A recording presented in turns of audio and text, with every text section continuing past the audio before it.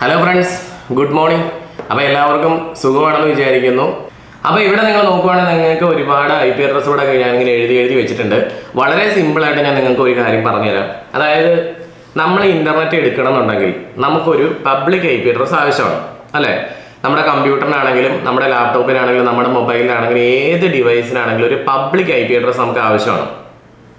പക്ഷേ ഇപ്പോൾ നിങ്ങൾക്ക് ഈ ഓഫീസിൽ ഇപ്പോൾ 5 കമ്പ്യൂട്ടർ യൂസ് ചെയ്യുന്നുണ്ട്.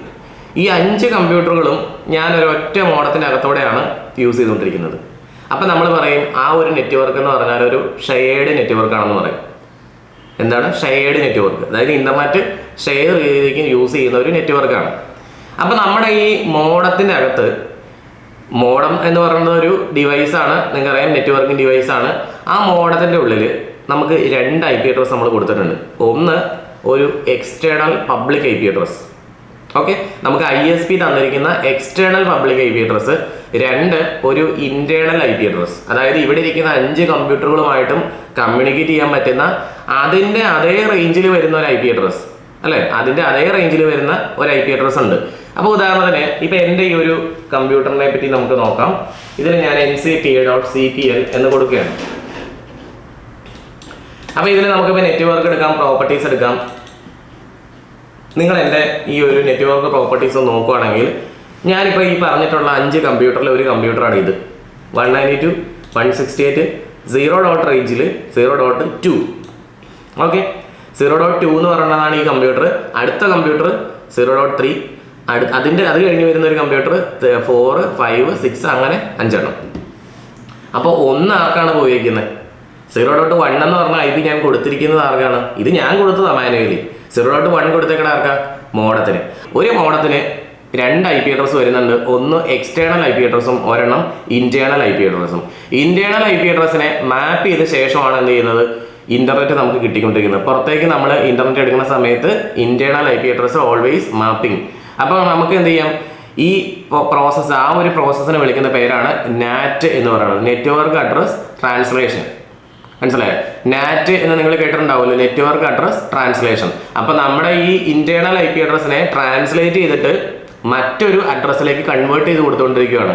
അപ്പോൾ പുറത്തുനിന്ന് നോക്കുന്ന ആളുകൾക്കൊന്നും ഇതിൻ്റെ ഉള്ളിൽ ഇപ്പോൾ ഇന്റർനെറ്റ് സർവീസ് പ്രൊവൈഡർ, നമുക്കിപ്പോൾ ഈ ഇന്റർനെറ്റ് തന്നേക്കുന്നത് ജിയോ ആണെങ്കിൽ ജിയോക്കാർക്ക് ഒരിക്കലും കാണാൻ പറ്റില്ല നമ്മളിവിടെ യൂസ് ചെയ്തുകൊണ്ടിരിക്കുന്ന എത്ര കമ്പ്യൂട്ടർ ആണെന്നും അതുപോലെ തന്നെ ഏതൊക്കെ കമ്പ്യൂട്ടറുകൾക്ക് ഏതൊക്കെ IP അഡ്രസ് ആണെന്നും ഒന്നും ആർക്കും കാണാൻ കഴിയില്ല. അതായത് എക്സ്റ്റേണൽ നെറ്റ്വർക്കിൽ നിന്ന് നോക്കിക്കഴിഞ്ഞാൽ ഇന്റേണൽ നെറ്റ്വർക്ക് വ്യൂ ചെയ്യാൻ കഴിയില്ല.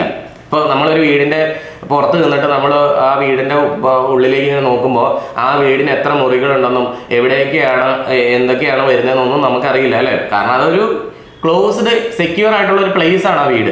അപ്പോൾ അതേപോലെ നമ്മുടെ ഇൻസൈഡ് നെറ്റ്വർക്ക് എന്ന് പറഞ്ഞാൽ ഒരു സെക്യൂർ പ്ലേസ് ആണ്. Nobody can see that. External നെറ്റ്വർക്കിൽ നോക്കുന്ന ആർക്കും കാണാൻ കഴിയില്ല. ആരെങ്കിലും ഇന്റേണൽ കയറിയിട്ടുണ്ടെങ്കിൽ അവർക്ക് മാത്രം ഇതിനുള്ളിൽ ഉപയോഗിക്കുന്ന കമ്പ്യൂട്ടറുകൾ ഏതൊക്കെയാണെന്നും അതിൻ്റെ IP അഡ്രസ് എന്തൊക്കെയാണെന്നും പല സോഫ്റ്റ്വെയറുകളും ഇട്ടിട്ട്, സ്നിപ്പിംഗ് സോഫ്റ്റ്വെയറുകളൊക്കെ ഉണ്ട്, അതൊക്കെ ഇട്ടിട്ട് സ്കാൻ ചെയ്ത് കഴിഞ്ഞാൽ അറിയാൻ കഴിയും. അല്ലാതെ പുറത്തുനിന്ന് നോക്കുമ്പോൾ ആർക്കും അറിയാൻ കഴിയില്ല. അപ്പോൾ അതുകൊണ്ടാണ് നമ്മുടെ DVR നമ്മളിപ്പോൾ ഇവിടെ വെച്ച് കഴിഞ്ഞാൽ ആ DVRനെ നമുക്ക് ഈ LAN നെറ്റ്വർക്കിൽ ആക്സസ് ചെയ്യുന്ന രീതിയിൽ നമുക്ക് സെറ്റ് ചെയ്യാൻ പറ്റും, അല്ലേ? ഇപ്പോൾ നമ്മുടെ DVRൻ്റെ IP 0.5 ആണെന്ന് വിചാരിച്ചോ. ഞാൻ ഈ കമ്പ്യൂട്ടറിൽ ഇങ്ങനെ 192.168 0.5 എന്ന് അടിച്ചു കഴിഞ്ഞാൽ നമുക്കിവിടെ കിട്ടും. ഞാൻ ഇന്നലെയൊക്കെ നിങ്ങളെ കാണിച്ചു തന്നല്ലേ 0.64 നമ്മുടെ ക്യാമറ ഇവിടെ വെച്ചിട്ട് അക്യൂസെൻസ് ക്യാമറ വെച്ചിട്ട് 0.64 അടിച്ചതല്ലേ. പക്ഷെ നിങ്ങൾക്ക് വീട്ടിലിരുന്ന് 0.64 അടിച്ചു കഴിഞ്ഞാൽ എൻ്റെ ഈ ഇന്റേണൽ നെറ്റ്വർക്കിൽ ഇരിക്കുന്ന ഈ ക്യാമറയെ കിട്ടാത്തതിൻ്റെ കാരണമാണ് നമ്മളിപ്പോൾ കണ്ടത്. അപ്പോൾ മനസ്സിലായില്ല എന്നുണ്ടെങ്കിൽ നിങ്ങളൊന്ന് കമൻറ്റ് ചെയ്താൽ മതി, നമുക്ക് കൂടുതൽ എക്സ്പ്ലെയിൻ ചെയ്ത് തരാം. അപ്പോൾ ഇനി നമ്മുടെ കാര്യത്തിലേക്ക് വരാം. പബ്ലിക് IP അഡ്രസ്സും പ്രൈവറ്റ് IP അഡ്രസ്സും എന്താണെന്നുള്ളതാണ്. ഇപ്പോൾ പ്രൈവറ്റ് IP അഡ്രസ്സ് എന്ന് പറഞ്ഞാൽ നമുക്ക് ഫ്രീ ആയിട്ട് ഉപയോഗിക്കാൻ വേണ്ടിയിട്ട് നമ്മുടെ ISPയോ അല്ലെങ്കിൽ ICANനോ അവരൊന്നും നമ്മളെ പ്രിവെൻറ്റ് ചെയ്യാതെ നമുക്ക് ഈസി ആയിട്ട് നമ്മുടെ നെറ്റ്വർക്കിൽ എവിടെ വേണമെങ്കിലും യൂസ് ചെയ്യാൻ കഴിയുന്ന IP അഡ്രസ്സിനെയാണ് പ്രൈവറ്റ് IP അഡ്രസ് എന്ന് പറയുന്നത്. അപ്പോൾ അവർ നമുക്ക് അങ്ങനെ തന്നേക്കണ IP നമ്മുടെ ക്ലാസ് Cയിൽ നിങ്ങൾ നോക്കിക്കേ, 192.168 0.0 മുതൽ 192.168 255.255 അവിടെ നമുക്ക് യൂസ് ചെയ്യാൻ പറ്റത്തുള്ളൂ. ഇതുകൊണ്ടാണ് നിങ്ങൾ 192.168 തന്നെ IP അഡ്രസ് എല്ലാവരും നമ്മൾ എപ്പോഴും പറഞ്ഞുകൊണ്ടിരിക്കുന്നത് 192.168.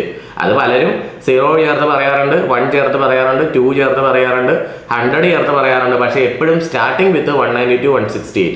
ബിക്കോസ് നമുക്ക് പ്രൈവറ്റ് ആയിട്ട് യൂസ് ചെയ്യാൻ പറ്റുന്ന IP ക്ലാസ് Cയിൽ അത് മാത്രമാണ്. ബാക്കിയെല്ലാം ആർക്ക് വേണ്ടിയിട്ടുള്ളതാണ്?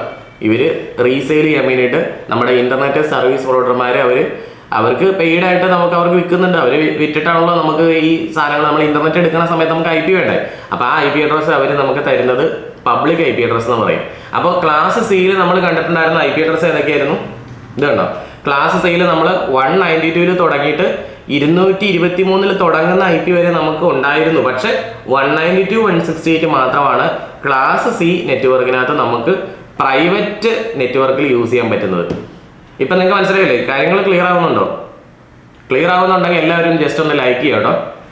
അപ്പോൾ നമ്മുടെ ക്ലാസ് Cയിൽ പിന്നെ IP ഉണ്ട്, അതെല്ലാം പബ്ലിക്കാണ്. ഇതേപോലെ B ക്ലാസ്സിലും A ക്ലാസ്സിലും റേഞ്ച് വരുന്നുണ്ട്. ഇപ്പോൾ B ക്ലാസ് IP അഡ്രസ് എന്ന് പറഞ്ഞാൽ 172.16.0.0 മുതൽ 172.31.255.255 എന്ന് പറയുന്ന IP അഡ്രസ് റേഞ്ച് മാത്രമാണ് നമുക്ക് ഇതേപോലെ ഈ 192.168 പോലെ പ്രൈവറ്റ് ആയിട്ട് യൂസ് ചെയ്യാൻ പറ്റുന്നത്.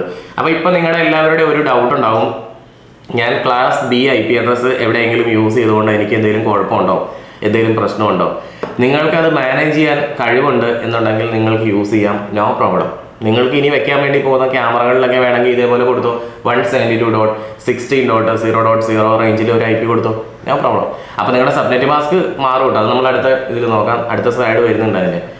അപ്പോൾ ക്ലാസ് A വേണമെങ്കിൽ നിങ്ങൾക്ക് കൊടുക്കുക. ഇതേപോലെ തന്നെ നിങ്ങൾക്ക് വളരെ വലിയൊരു നെറ്റ്വർക്കാണ് നിങ്ങൾ കോൺഫിഗർ ചെയ്യണമെന്നുണ്ടെങ്കിൽ നിങ്ങൾക്ക് എന്ത് ചെയ്യാം, ക്ലാസ് A റേഞ്ച് കൊടുക്കാം.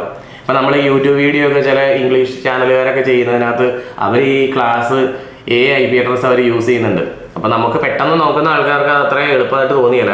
10.0.0.1, 10.0.0.2 അതൊക്കെ ഓരോ ക്യാമറയ്ക്ക് നമുക്ക് ഇവിടെ കൊടുക്കാൻ പറ്റും, മനസ്സിലായി?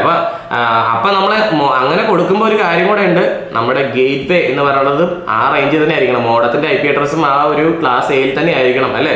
എന്നാലല്ലേ നമുക്കത് കമ്മ്യൂണിക്കേഷൻ ഉള്ളൂ. അപ്പോൾ നമ്മളിനി ഡീനെ പറ്റി ഇനെ പറ്റി ഇവിടെ ഒന്നും പറയുന്നില്ല. ഓക്കെ, ഞാൻ ആദ്യം പറഞ്ഞത് നിങ്ങൾക്ക് മനസ്സിലായി. അതായത് നമ്മൾ ക്ലാസ് B IP അഡ്രസ്സ് ഞാൻ പറഞ്ഞു ക്യാമറയ്ക്ക് നിങ്ങളോട് കൊടുത്തോളാൻ പറഞ്ഞു. ഇപ്പോൾ ഉദാഹരണത്തിന് നിങ്ങൾ ക്ലാസ് B IP അഡ്രസ് ആയിട്ടുള്ള 172.16.0.1 എന്ന് പറഞ്ഞ IP അഡ്രസ് നമ്മൾ എന്ത് ചെയ്തു, മോഡത്തിന് കൊടുത്തു. 172.16.0.1 എന്ന് പറഞ്ഞ മോഡത്തിന് കൊടുത്തു. രണ്ടാമത്തെ IPനകത്ത് ഏതാ, 172.16.0.2, പിന്നെ 172.16.0.3. മനസ്സിലായോ? അതായത് അവസാനം ആ 254 എത്തിക്കഴിഞ്ഞിട്ടാണ് പിന്നെ ലെഫ്റ്റ് സൈഡിലുള്ള അടുത്ത IP മാറുന്നത് 172.16.1.1 അങ്ങനെ ആകുന്നത്. മനസ്സിലായോ? അപ്പോൾ അത്രയും IP അഡ്രസ് അവിടെ എത്തിക്കഴിഞ്ഞ ശേഷമാണ് അടുത്തതിലേക്ക് മാറുന്നത്. അങ്ങനെ നമുക്ക് വേണമെങ്കിൽ കൊടുക്കാം. അപ്പം നമ്മുടെ ഒന്നാമത്തെ IP നമുക്ക് എന്ത് ചെയ്യണം, സാധാരണ എല്ലാവരും ചെയ്യുന്ന പോലെ തന്നെ റൗട്ടറിന് നമുക്ക് കൊടുക്കാം, അതായത് നമ്മുടെ മോഡത്തിന് കൊടുക്കണം, എന്നാലാണ് ഇൻ്റർനെറ്റ് കിട്ടുള്ളൂ. അപ്പം നിങ്ങൾ ചിലപ്പോൾ ചോദിക്കുമായിരിക്കും, ഇങ്ങനെ മോഡത്തിൻ്റെ IP 192.168 ആയിട്ട് ഇങ്ങനെ കൊടുത്തു കഴിഞ്ഞാൽ എന്താണ് സംഭവിക്കുന്നത്? അത് ഞാൻ ആദ്യം ഇതിന് ഉത്തരം പറഞ്ഞിട്ടുണ്ട്. അതായത് ക്യാമറകളെല്ലാം നമ്മുടെ ഗേറ്റ് വേ, നമ്മളിപ്പോൾ ഗേറ്റ് വേയും ഇവിടെ ഒരു കാര്യം നോക്കിക്കേ, ഇതിപ്പോൾ ഞാൻ 0. റേഞ്ചിലാണ് എഴുതിയേക്കണം കേട്ടോ. 192.168 0.2 എന്നാണ് ഞാൻ കൊടുത്തേക്കണത്. അത് ഞാൻ മാറ്റാൻ വേണ്ടി പോവാണ്. ക്യാമറയുടെ PC-യുടെ IP ഞാൻ ഒരു 172.16.0.2 ഞാൻ കൊടുക്കുകയാണ്. ഇങ്ങനെ ഞാൻ കൊടുക്കുകയാണ്. നോക്കി ഏതാണ്ടോ ക്ലാസ് B IP അഡ്രസ് ആണ് ഞാൻ നമ്മുടെ കമ്പ്യൂട്ടറിന് കൊടുത്തേക്കുന്നത്. പക്ഷെ ഗേറ്റ് വേ ഞാൻ മാറ്റിയിട്ടില്ല. ഗേറ്റ് വേ മാറ്റാതെ ഓക്കെ അടിക്കുമ്പോൾ എറർ തന്നെ കണ്ടോ the default gateway is not on the same network. ആ സെയിം നെറ്റ്വർക്ക് അല്ല എന്നാണ് പറയുന്നത്. അതായത് നമ്മൾ ക്യാമറയ്ക്ക് അങ്ങനെ ഒരു IP കൊടുക്കുന്നുണ്ടെങ്കിൽ, B ക്ലാസ് IP കൊടുക്കുന്നുണ്ടെങ്കിൽ അത് അതേപോലെ തന്നെ ആ B ക്ലാസ് അതേ നെറ്റ്വർക്കിൽ തന്നെ ആയിരിക്കണം നമ്മുടെ റൗട്ടറിൻ്റെ IP അഡ്രസ്സും, അല്ലാതെ ഒരിക്കലും കൊടുക്കാൻ പറ്റില്ല നമുക്ക്. അപ്പോൾ ആ കാര്യം ഒന്ന് പ്രത്യേകം മനസ്സിലാക്കി വെച്ചേക്കുക. ഇത് നിങ്ങൾ ആരെങ്കിലും കമൻ്റ് ഇട്ട് ചോദിക്കുമോ എന്നൊരിക്കലും സംശയം ഉണ്ടായിരുന്നു. നമ്മൾ ഇന്നത്തെ ക്ലാസ് നിങ്ങൾ വളരെയധികം ശ്രദ്ധിച്ചിട്ടുണ്ടായിരുന്നെങ്കിൽ നിങ്ങളൊരു കാര്യം കണ്ടിട്ടുണ്ടാവും. ഇതേ ഇവിടെ ക്ലാസ് Aയിൽ ഞാൻ പറഞ്ഞു 1 മുതൽ 126 വരെ തുടങ്ങുന്ന IP അഡ്രസ് എല്ലാം ക്ലാസ് A ആണെന്ന് പറഞ്ഞു. ഇതിൽ ക്ലാസ് ബി എന്ന് പറഞ്ഞാൽ 128 മുതൽ 191 വരെയുള്ള IP അഡ്രസ് ആണെന്ന് പറഞ്ഞു. പക്ഷേ ഇതിൻ്റെ ഇടയിൽ വന്ന ഒരു നമ്പർ നിങ്ങൾ ആരെങ്കിലും എന്നോട് ചോദിച്ചായിരുന്നോ? അത് നിങ്ങൾക്ക് അറിയാവുന്നതായിരുന്നോ? 127 എന്ന് പറഞ്ഞൊരു നമ്പർ ഇവിടെ ഞാൻ കൊടുത്തിട്ടില്ല. അത് ഞാൻ മനഃപൂർവ്വം കൊടുക്കാതിരുന്നതല്ല. 127 എന്ന് പറഞ്ഞ IP അഡ്രസ്സ് നമുക്ക് ലൂപ്പ് ബാക്ക് അഡ്രസ്സിംഗ് എന്നാണ് വിളിക്കുക.